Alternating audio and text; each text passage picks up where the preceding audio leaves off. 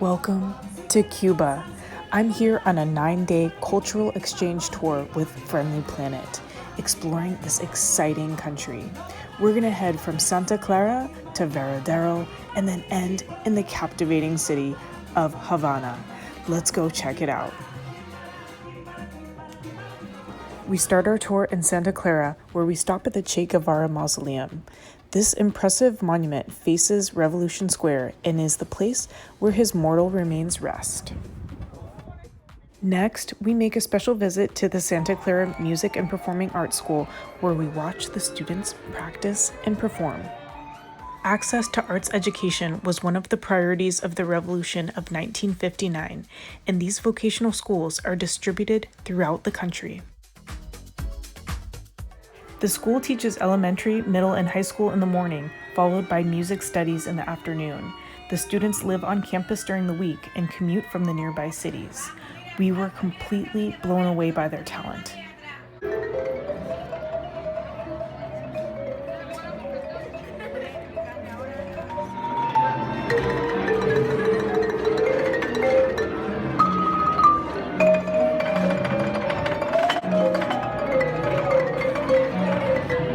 Something to note is that Cuba has an adult literacy rate of 99.8%. Also, arts and literature education is within everyone's reach as part of the revolution's cultural policy.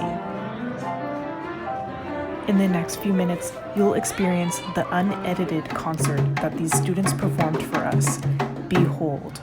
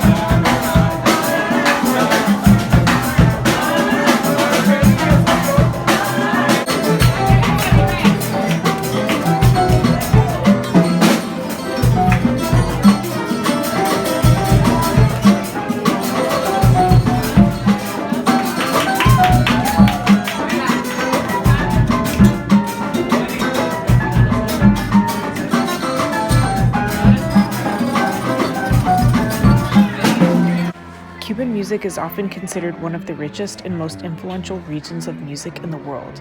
It combines Spanish guitar with elements of Afro-Cuban percussions and rhythms.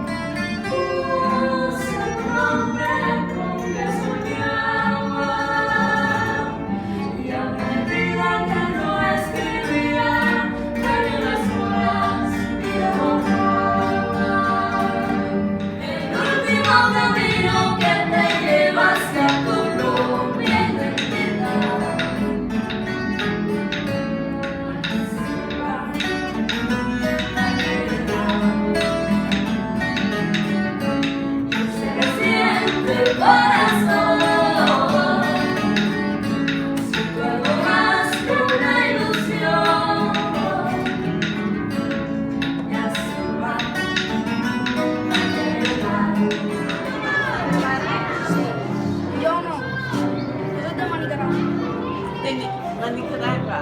Ah, entonces, ¿está viviendo aquí por ahora o yo estoy pecado. Oh, okay.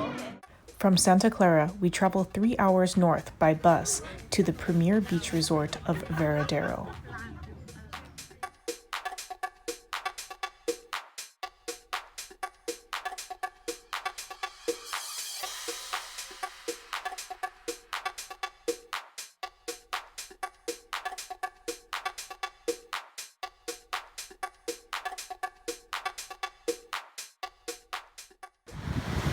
¡Varadero!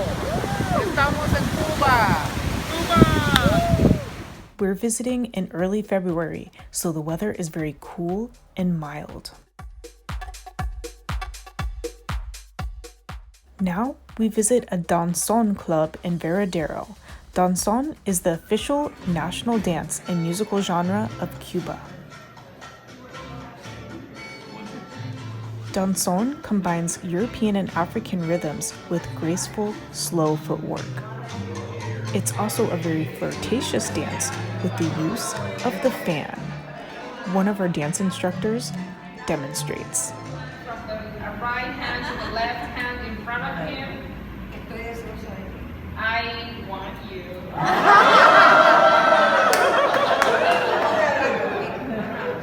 Ahora ellos se ponen a hablar, pero yo quiero que venga yo. Pero hablando. Sí, hablar. So now we're supposed to be talking. Pero yo quiero que venga, explícale que yo quiero que venga contigo. And she wants you to go where she is. No. No, you don't do it, but she. Entonces, Now, time to put this theory into practice.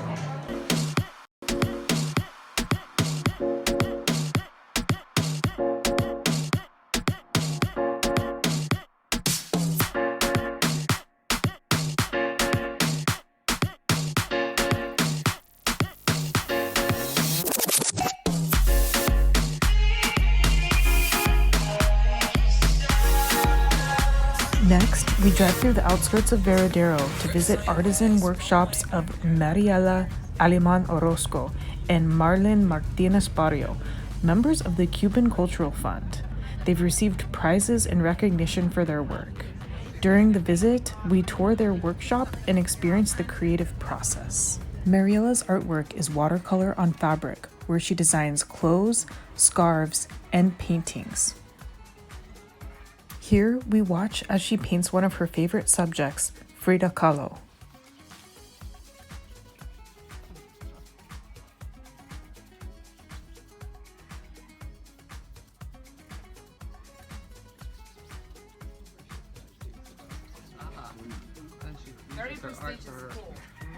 During my trip, I purchased 2 scarves from Mariela, which were $20 US each, and a humidor for the cigars.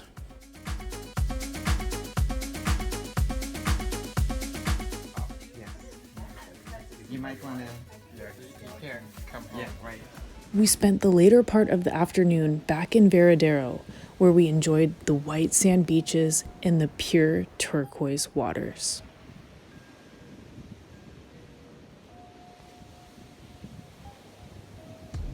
During our stay, there was a surf advisory, so no one was allowed in the water, but it was beautiful just to enjoy it from the shore. We stayed at the Hotel Malia Varadero, which is a Spanish hotel chain and all-inclusive resort. The hotel is very popular among European and Canadian citizens. However, there is a travel restriction placed among US citizens, so be sure to book as a people-to-people tour like we did. Link in the description below.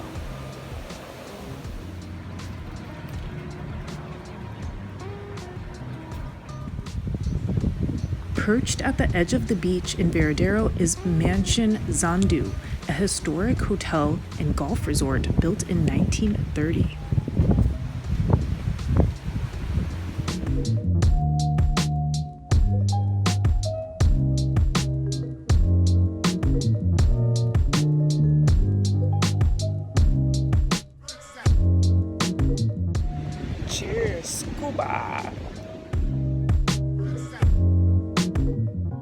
The hotel also had an on-site steakhouse and club.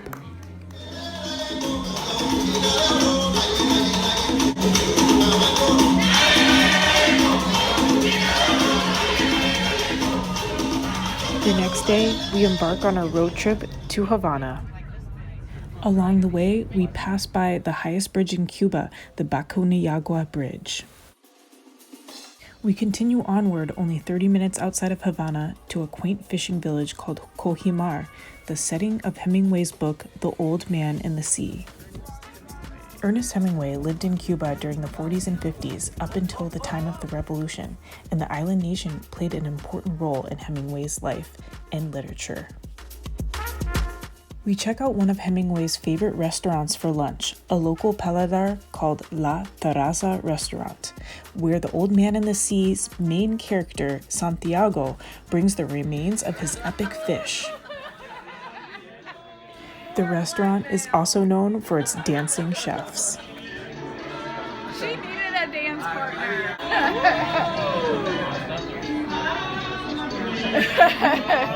That's too funny. The next morning, we travel about 2.5 hours to the city of Havana. The first thing we see in Havana is the Plaza de la Revolucion. The plaza is the largest city square in the world, and it's notable for being where many political rallies took place and where Fidel Castro gave his speeches. Being in Cuba is like being in the largest classic car show in the world. Many of the autos here originated from the 40s and 50s and are still running.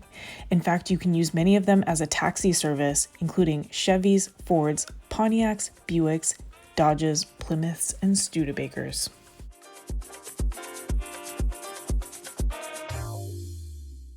Now we head to one of the most iconic sites in Cuba, which is the Malecón, a large seawall that stretches for over 5 miles along the coast. During our visit, the ocean came up over the seawall, causing much of the Malecón to be in ruins. The scene was like being in a movie set.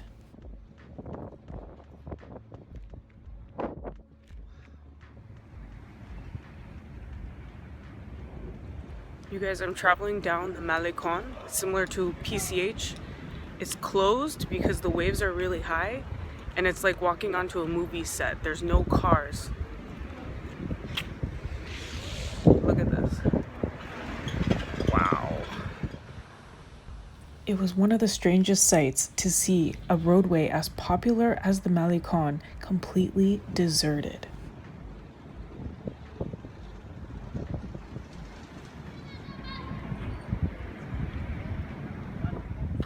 After doing our own DIY photo shoot in the middle of the street, it was time to check out one of Havana's top attractions, El Tropicana.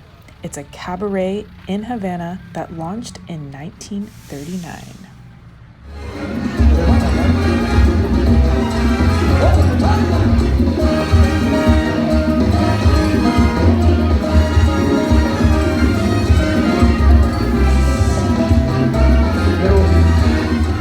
The next morning, we head into the city for a cigar making demonstration. Cigars remain one of Cuba's leading and finest exports. In 2016, Cuba exported $445 million worth of cigars worldwide. This woman has been making cigars for 35 years, and we watch as she rolls each one by hand, selecting the leaves for the top quality. The filler, a fourth one would be the wrapper of the filler, and then the fifth one, which is going to be a completely different leaf that was harvested completely different, having a net on top of the whole field. Now it's time to enjoy the finished product, which is best paired with a cup of espresso or rum. Some of the top brands include the Cohibas or the Romeo y Julietas, which average about $20 per cigar. The city center is a photographer's paradise. While some streets are perfectly restored, others have a crumbling beauty, held up barely by scaffolding. There's an intense sense of community in a city with 2 million people. After taking a few photos with the locals, it's time for one of the highlights of our trip, a ride in one of the classic cars. Cuba! We take a ride in the classic American muscle car Chevrolet Bel Air circa 1956.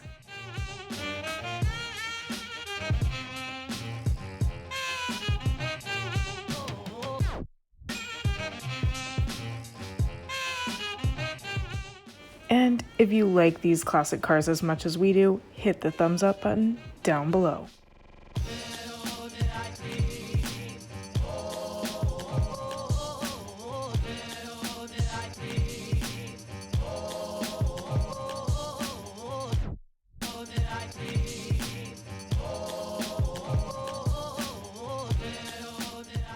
During the ride, we passed by one of the most luxurious hotels in Cuba, Hotel Nacional, which we'll visit later in the video.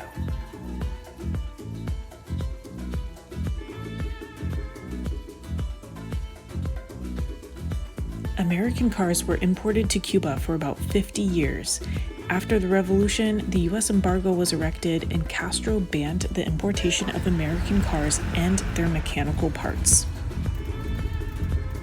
Through mechanical wizardry and Cuban ingenuity, these cars are still running.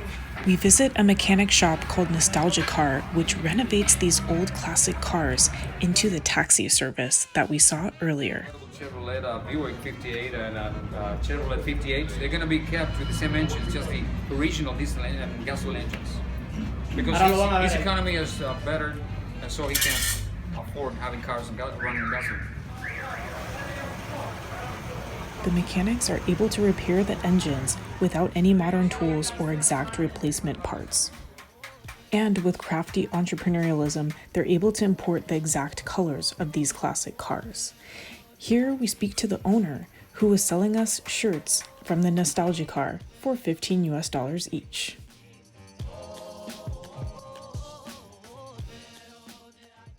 Each car has unique details, and under the hood, there's some surprises, such as Toyota engines. Now we head to Ernest Hemingway's home and museum called Finca Vigia, which translates to Lookout Farm. The home is filled with Hemingway's memorabilia from his travels, and it's found about 15 minutes east of Havana on top of a hill. We follow Ernest Hemingway's footsteps to one of his favorite bars, La Bodeguita del Medio.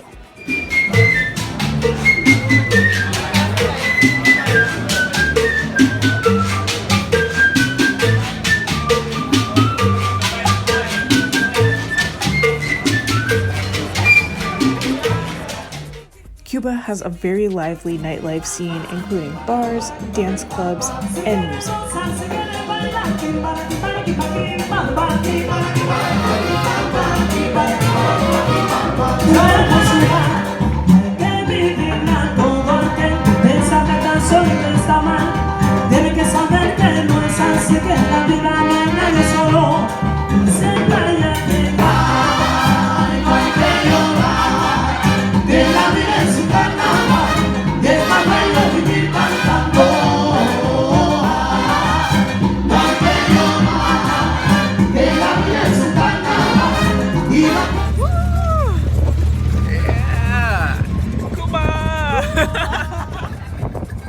The next day, we take a convertible hot pink Chevy over to the famous Hotel Nacional, a historic hotel built in 1930. Before the revolution, the hotel had a casino and a famous nightclub where performers such as Eartha Kitt played.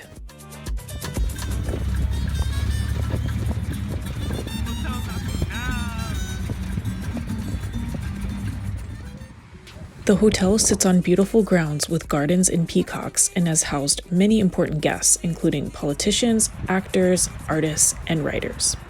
Walking along the Malecon, we come across an impromptu performance.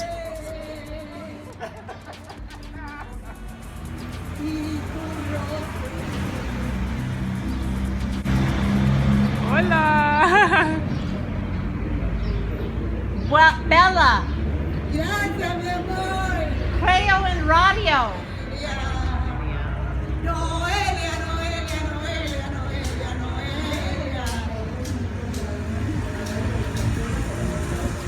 For our last ride in Cuba, we take the Coco taxi. This is an iconic auto rickshaw type taxi found here in Havana.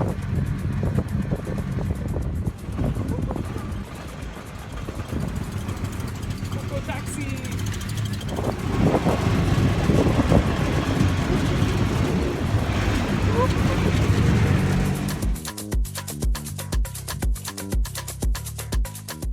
Cuba was one of the most fun, eye-opening, educational, and unique trips we've ever taken. We hope that you get a chance to visit very soon.